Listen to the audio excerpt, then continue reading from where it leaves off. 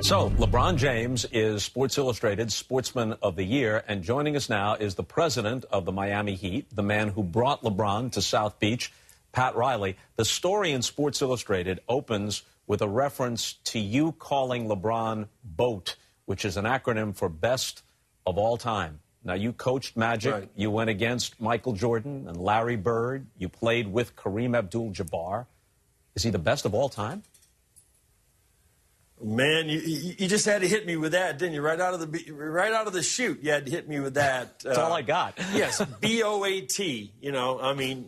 Capital B hyphen capital O hyphen capital A hyphen capital T, BOAT, best of all time. I don't think there's any doubt that if he accomplishes, in the next 5 or 6 years, what these men have accomplished, he will be the best of all time. Absolutely. That's not in any disrespect to any of the players that you mentioned. He is so far in superior athletically, his weight, his body fat, his size, all those things that he does just athletically as a basketball player, his mental capabilities. However, there's the caveat, Bob, is you got to win, 5 or 6 titles. And I think he has the ability to do that, but he's going to have to do it. He had already done extraordinary things with the Cavaliers. Then he comes to Miami, and as you see it, there was a change in his approach. And they quote you as saying about him through these recent NBA playoffs, he was primal. He was a cobra, a leopard, a tiger, hunched over his kill. Well, there's no doubt he was predatorial. At that time, after what he had been through for a year or 2 years, the great players, not only take it personal, but take it inside. And I think you have to go to that.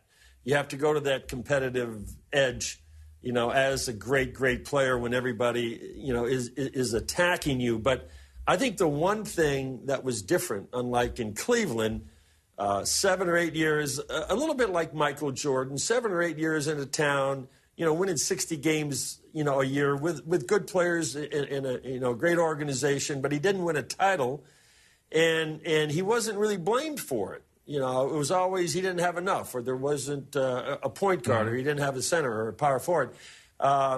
With us, he failed, and it was on him. And this is the first time probably that he has ever, had the finger pointed right at him and said, this one's on you. Where were you in the fourth quarters against Dallas or whatever? And I think that was an absolute breakthrough, watershed, crossroads, whatever you want to call it, time for him to really reflect and to come back with absolutely an incredible year.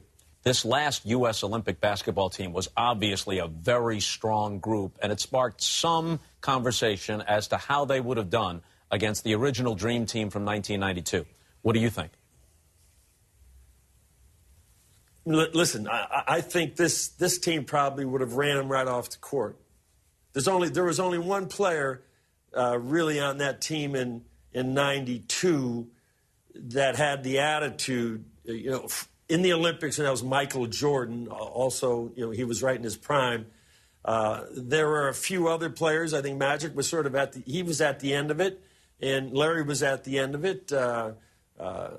This team and the way that these players play now are so much more athletic and condition-wise and strength and all of these things and the way they shoot the ball from three-point range. I do think that this team probably would have beat the 92 team. I do think this team would have probably beat it. And boy, that's some statement. I think most of the teams. Yeah, but I think most of the teams today.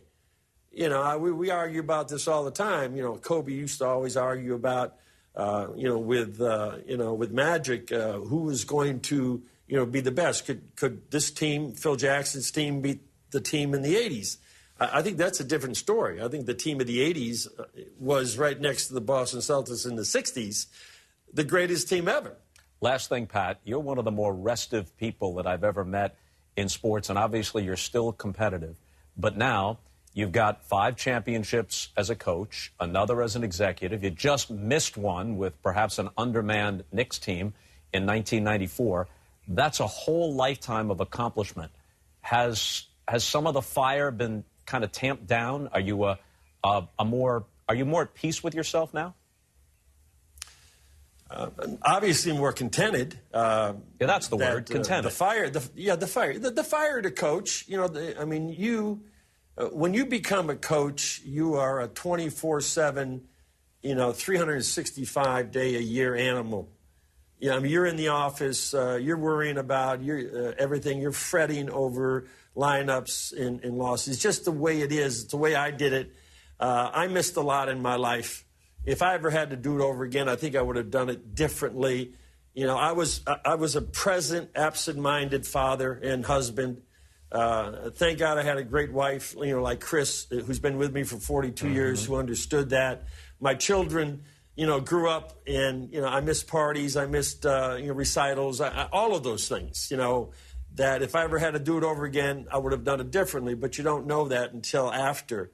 I have a chance to do more of those things now with my family and my wife and my friends. And so, I'm still competitive. I love watching the NBA. I love watching basketball. I love watching my team play. I know Mickey Harrison feels the same way that I do. We love watching our guys play. And I get with it, when it gets competitive.